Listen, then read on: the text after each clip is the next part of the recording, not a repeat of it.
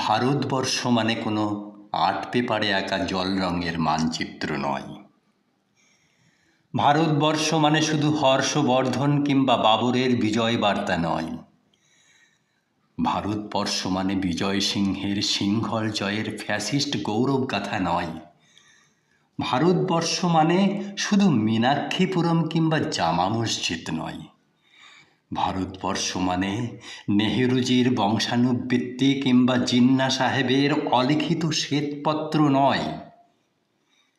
ভারতবর্ষ মানে এক ভালোবাসা, আমার তোমার শব্দের, সঙ্গীতের, জীবনের, আকাশের, মাটির।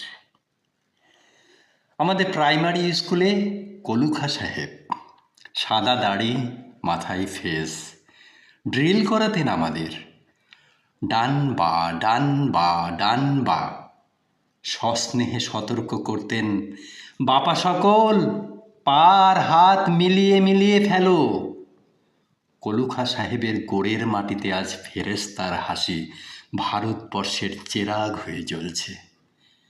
বদরু মিয়ার হাতের কার্নিকে শিব মন্দিরের গায়ে কত ফুল কাটা, আর তার জোগাড়ে হয়ে মশলা মাখছে ঈশান বাউড়ি। নিয়ামত শেখ আর গোকুল মাহাতো এক পাটাতনে ধান ঝাড়ে। সোনালি গোবিন্দভোগে খামারে ঠিকরে পড়ে সোনালি আলো। পদন মাঝি ডান টানত যুবতী গঙ্গায়, বইটা ধরত হোসেনুর মাঝি। সামলে চলো মাঝি, সামুতে কাঁচা খাকির গাং, সোরাবালির চর আর ঘূর্ণিজলার ঘাট। আমার ভারতবর্ষে কোনো গেরুয়া রাজনীতিবিদ কিংবা ইমামের নির্দেশিকা নেই।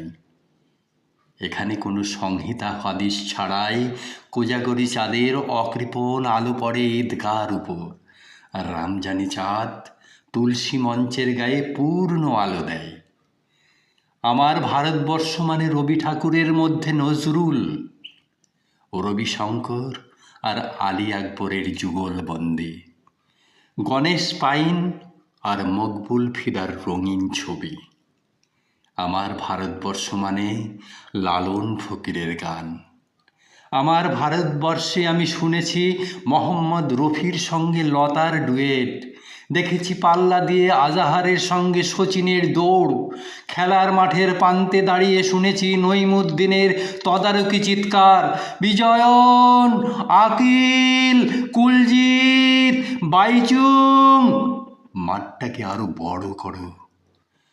মাঠ দিন দিন ছোট হয়ে যাচ্ছে, মাঠটাকে আরো বড় করা দরকার, অনেক অনেক বড়।